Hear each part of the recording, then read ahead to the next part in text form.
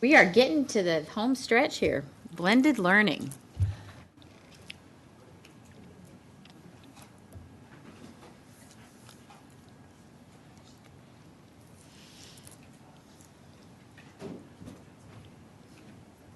They must have been confused about something because they didn't sound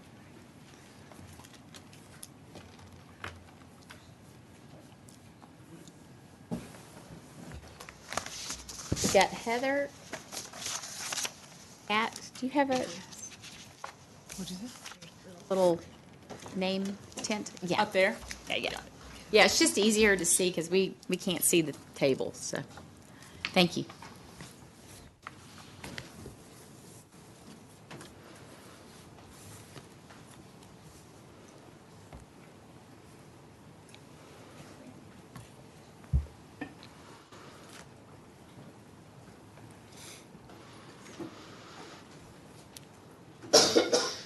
Heather, go ahead. All right, it's great to see you. You've been here all day. You might think you've heard everything at this point. I've worked for the Christensen Institute for Clayton Christensen, who's a professor of innovation at Harvard Business School, for several years now, and I'm also president of Ready to Blend. And I'm here to tell you haven't heard it all yet, because you might be thinking that I'm going to be another voice advocating for Texas to cram more devices and computers into classrooms and more textbooks into digital format, and to crowd our children's already noisy lives with even more gadgets and technology.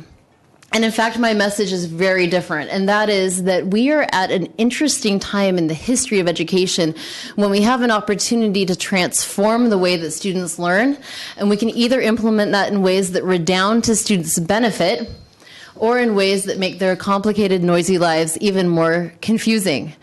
And so I want to talk a bit about blended learning and how we seize the disruptive innovation that's before us today in ways that will help our children. And I'm going to draw an analogy from 200 years ago, when the best way to go across the mighty ocean was on a sailing ship. And it was really the most efficient way to get cargo and people across the ocean. The problem, however, was that sometimes there was no wind. And so passengers and cargo got stuck at sea for days on end, dying of scurvy and starvation because there was no wind to power their sails forward. And so the steam engine was actually quite transformational to the shipping industry because it allowed passengers to travel in the absence of wind. Fast forward to today. For over 100 years, the best way that nations have known for providing a free public education to all of the students in the country has been through the traditional model, which is based after the factory system of the industrial era. The complication with this model, however, is that sometimes there is no wind to power these students' learning forward. They lack a lesson that meets them where they're at. The teacher delivers a lesson, but it's either too hard or too easy or just not presented in a way that makes sense for that student. And so those students figuratively are stuck at sea, dying of boredom or frustration, unable to move forward. And so I want to propose to you that blended learning, just as the steam engine changed the shipping industry forever, blended learning is rising as an innovation that is poised to change the way that the world learns, because it allows us more conveniently and accessibly and affordably to provide the right lesson at the right time to the right student in a way that the traditional factory model simply has not been able to do. So when we talk about blended learning, it's a little bit different from some of the other versions of technology-rich instruction that you've heard of today. Really, the definition of blended learning is 3 parts. It involves online learning, where students have some control over the time, place, path, and pace of their learning. The lesson itself is online. And then it's still at school. It's at a supervised brick-and-mortar school, so the students are still coming to campus. We used to think of online learning as maybe something that was done virtually or with homeschool students. And now the real innovation is that increasingly that online learning is happening at school. And that's what we mean when we say blended. And then the third part is that the modalities are connected to create an integrated learning experience. So if Johnny is learning half of his math course with a math software program in the media lab, and then returns to face-to-face instruction for the other half of that math course, there's some data or something that connects those two modalities so that Johnny has an integrated learning experience. And that's what most educators mean when they talk about authentic, blended learning. One key distinction is that blended learning is not the same thing as just technology-rich instruction. In America, we have poured over $100 billion into technology in classrooms over the past 3 decades. It truly hasn't improved anything. And so just because we take a traditional classroom and we might endow it with electronic smartboards or with one-to-one computers, that doesn't necessarily mean it's blended. Those students need to have the lessons online so that they have some control over the time, place, path, or pace of their learning. Or else it's a traditional classroom with technology enhancements. I like to think of it as you can have a lot of bling, but that doesn't necessarily mean there's blend. And it's a good way to waste a lot of money. Most disruptive innovations follow an S-curve pattern where they creep into the sector and then eventually hit an inflection point and take off. And we're really seeing that to be the case with online learning as it migrates into classrooms. And because of that S-curve and the fact that we're on the inflection point right now, the well-known prediction that was first made in the book Disrupting Class in 2008 is that by 2019, 50% of high school courses will be online in some form or fashion. Most will be blended. And we're really veering towards that now as we see increasingly that particularly at the high school level, there's an increased use of online software for some of the instructional time. We're also seeing it at the middle school and elementary school level as well. Ms. Cargill did a great job looking at the pre-work that was optional for you if you wanted to experience a flipped classroom. And that pre-work allowed you to delve into these models of blended learning that are really arising across K-12. And so I would reference that for you if you want to know more about what this looks like. But you've probably heard some of these names like flipped classroom, station rotation, flex model. This seems to be a collectively exhaustive list of the models of blended learning that we're seeing typify K-12. It's not mutually exclusive. So a lot of schools are combining models. Oop, didn't want that animation on there. So I promised you that blended learning has the potential to transform the way that students learn in fundamental ways. And let me tell you about 2 ways that I think are the most promising. The first is by personalizing instruction. And that means that each student has the right lesson at the right time and in the right way. And the value to that is not only that we can right-size the lessons for those individual students, but that also, as it becomes more personalized, then those students in the good implementations feel like owners of their learning. Gone are the days when we can expect students to be passive recipients of instruction. And we're now in the 21st century where we need students to own their mission, to learn to sort through complex data sets, find what matters, and own their mission.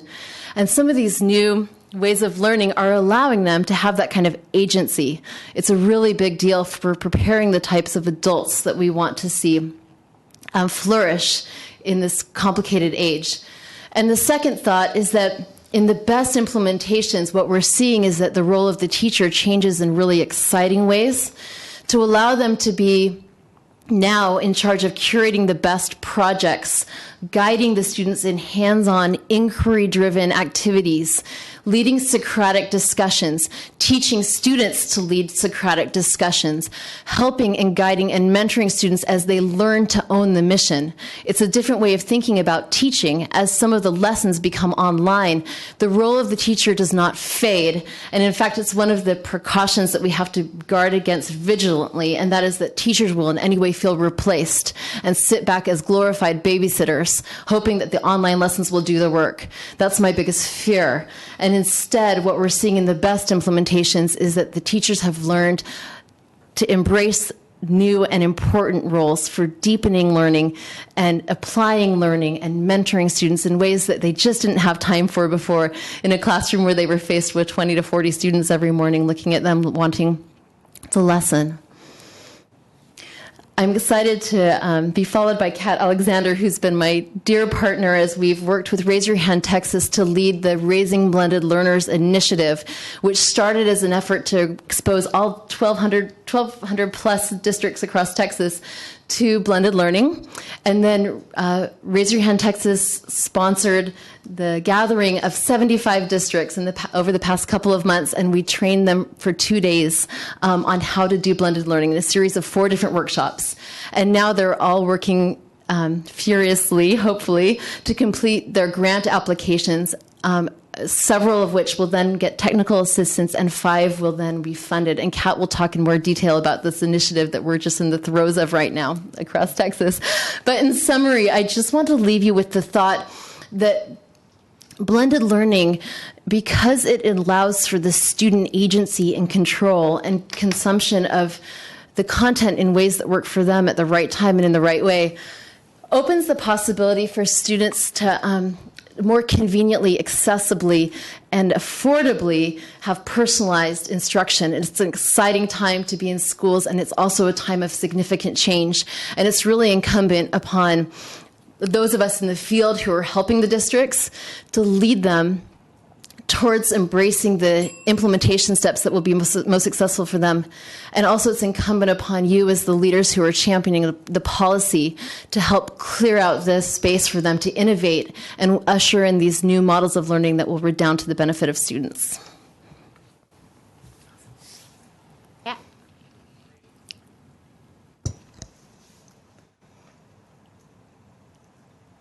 So I'll cruise forward. Heather covered a lot of this great information. And let me also refer you to the folders that you all received. In that folder, there's a lot of information on the Raise Your Hand Texas Raising Blended Learners Initiative, the actual grant application, some status updates on where we are, and this presentation as well. So you can have that as reference material if you'd like it. Kat, go ahead for the people online. Say your name and. Yes, ma'am. So my name is Kat Alexandra. I'm the Director of Blended Learning for Raise Your Hand Texas. Great.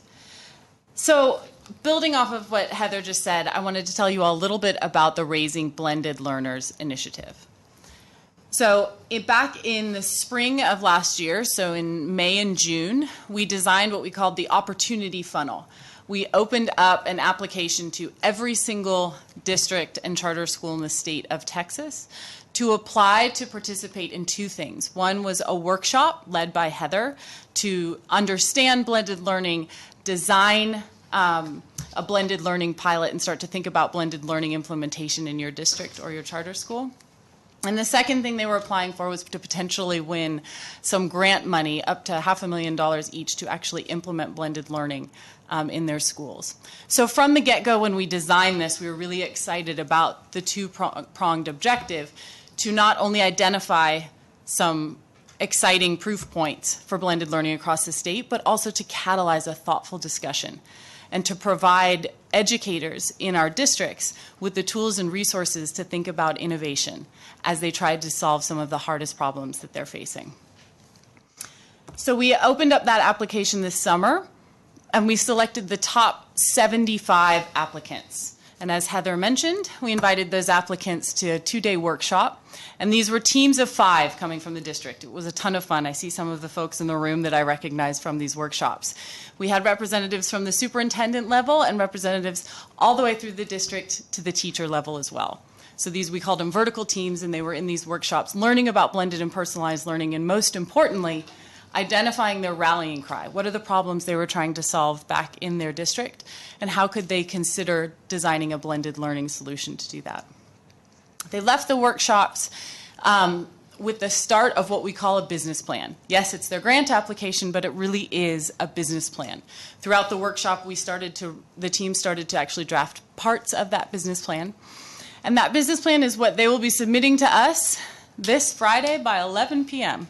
So we are ready to receive what we hope will be 75 business plans from the districts that participated in the workshop, telling us what they would like to pilot, what problem they would like to solve back in their district, and how they would like to implement blended learning to do that.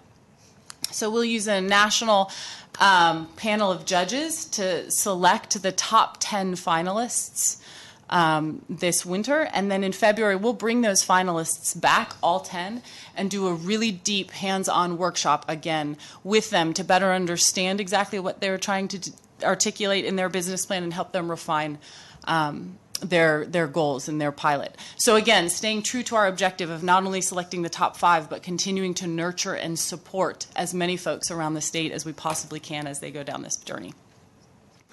So in the spring, we'll actually select our top 5 winners, and they can receive up to $500,000 from Raise Your Hand Texas to pilot and implement blended learning in their district. And then the other thing that we're incredibly excited about in designing right now is we will be creating a rich and robust ecosystem of what we call technical assistance support. So we've already got folks from the state and from all around the country that are best practice in areas like teacher professional development and finance and content selection, all of these different areas that we know are absolutely critical as teams start to think about piloting blended learning in their context. These folks will be available to not only the top 5 winners, but also the 75 folks that attended our workshops.